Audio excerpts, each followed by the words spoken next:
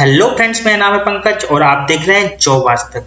आज की इस वीडियो में मैं आपको बताऊंगा एक प्रोफेशनल वेल्डर की पूरी जानकारी, जैसे वेल्डिंग किसे कहते हैं, वेल्डिंग की परिभाषा क्या है, वेल्डर बनने के लिए क्या क्वालिफिकेशन होनी चाहिए, वेल्डर का क्या काम होता है, वेल्डर कितने टाइप के होते हैं, वेल्डर की सेफ्टी इक्विपमेंट क्या होती है, फॉरेन में वेल्डर की सैलरी क्या होती है, जैसे सऊदी अरब और कुवैत में वेल्डर की सैलरी क्या है, इंडियन स्मॉल इंडस्ट्री में एक वेल्डर की सैलरी क्या होती है, टाटा कंपनी में एक वेल्डर की सैलरी क्या होती है। तो इस वीडियो को लास्ट तक देखिएगा और जिन लोगों ने मेरे चैनल को सब्सक्राइब नहीं किया वो लोग मेरे चैनल को सब्सक्राइब कर ले और नीचे बेल आइकन पे क्लिक कर ले ताकि उनसे कोई वीडियो मिस ना हो जाए। तो चलिए शुरू करते हैं बिना टाइम वेस्ट किए। तो सबसे पहले मैं आपको बताता हूं कि वेल्डिंग किसे कहते हैं और वेल्डिंग की परिभाषा क्या है।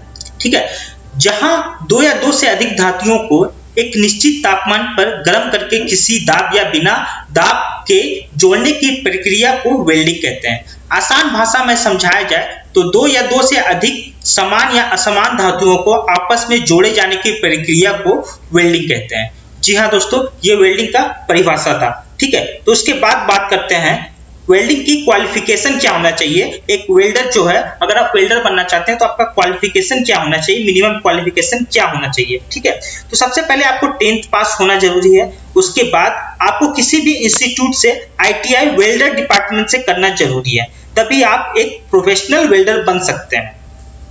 ठीक है, अब बात करते हैं वेल्डर का क्या काम होता है। ठीक है, तो वेल्डर का काम होता है वेल्डिंग करना, किसी भी धातु को आपस में जोड़ना, वो फेरस मेटल या नॉन फेरस मेटल हो उसको आपस में जोड़ना एक वेल्डर का काम होता है।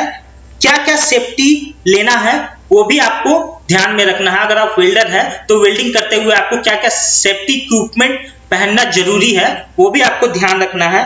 क्या क्या प्रोसेस जरूरी है वेल्डिंग करने के दौरान वो भी आपको ध्यान रखना है। वेल्डिंग फिनिश करने के बाद मशीन को उसकी जगह पे रखना, साफ सफाई करके, ये भी एक वेल्डर का काम होता है। ठीक है, उसके बाद अब बात करते हैं टाइप्स ऑफ वेल्डिंग। वैसे तो बहुत टाइप्स के वेल्डिंग होते हैं, बट मेनली इंडस्ट्री में जो फैब्रिकेशन लाइन है वहां पे 3 टाइप्स के वेल्डिंग ही यूज होते हैं, जिसमें है MiG welding, TIG welding, arc welding. Welding की सेफ्टी इक्विपमेंट की बात करते हैं तो मेनली 4 टाइप्स के सेफ्टी इक्विपमेंट यूज होते हैं इंडस्ट्री में। एक है वियर फेस शील्ड मास्क, जहां पे आपको मास्क पहनना जरूरी होता है, क्योंकि जब आप वेल्डिंग करते हो तो उसका जो छींटा होता है वो आपके आंख में, आपके फेस में ना आ जाए, इसलिए आपको वेल्डिंग मास्क पहनना जरूरी होता है। वियर प्रोटेक्टिव क्लॉथ यानी कोट, मतलब आपको वेल्डिंग करने के दौरान आपको कोट पहनना जरूरी है, जो कि एक खास प्रकार का मटेरियल से बना होता है। जहां पे आप वेल्डिंग करते हैं तो उसका जो छींटा है वो आपकी बॉडी पे इफेक्ट नहीं करता है। ठीक है, तो आपको ये भी कोट पहनना जरूरी है। वियर हैंड प्रोटेक्टिव ग्लव्स, आपको ग्लव्स पहनना भी जरूरी है, क्योंकि जब आप वेल्डिंग हाथों से करते हैं तो उसका जो छींटा है आपके हाथ को हार्म ना करे, आपका हाथ जल ना जाए, इसलिए आपको ग्लव्स भी पहनना बहुत जरूरी है। वियर फुट प्रोटेक्शन शूज, मतलब आपको शूज भी पहनना जरूरी है। वेल्डिंग के लिए खास प्रकार के शूज आते हैं, जहां पे जब आप वेल्डिंग करते हैं तो आपका जो छींटा होता है वो आपकी पैर पे आपका कोई इफेक्ट नहीं करता है, तो आपको शूज भी पहनना जरूरी है। वैसे तो बहुत सारी सेफ्टी प्रोटेक्शन यूज होती है, मेनली यही 4 जो सेफ्टी इक्विपमेंट है वो कंपनी यूज करती है।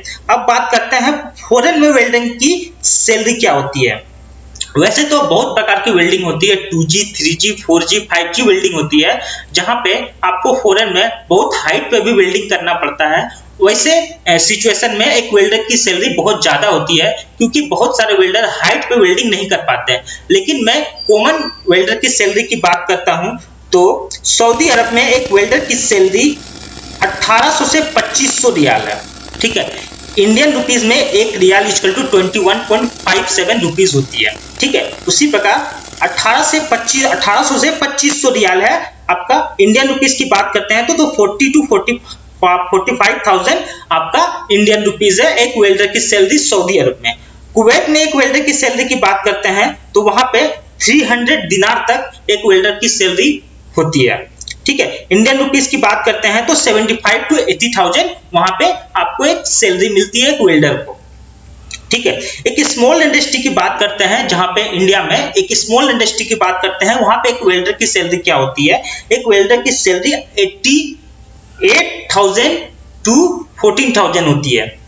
मींस आपको 8,000 से 14,000 मिलता है आपको एक स्मॉल इंडस्ट्री में, छोटी सी कंपनी में अगर आप वहां पे वेल्डिंग करते हैं तो आपको 8 से 14,000 वहां पे आपको मिलेगा।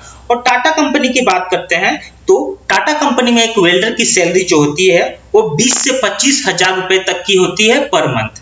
ठीक है, मैं जितनी भी आपको सैलरी बता रहा हूँ पर मंथ के बेसिस पे ही बता रहा हूँ। ठीक है, टाटा कंपनी में जो एक वेल्डर का सैलरी होता है 25 से 25,000 तक का सैलरी होता है और आपको टाटा बहुत सारी फैसिलिटी भी देती है।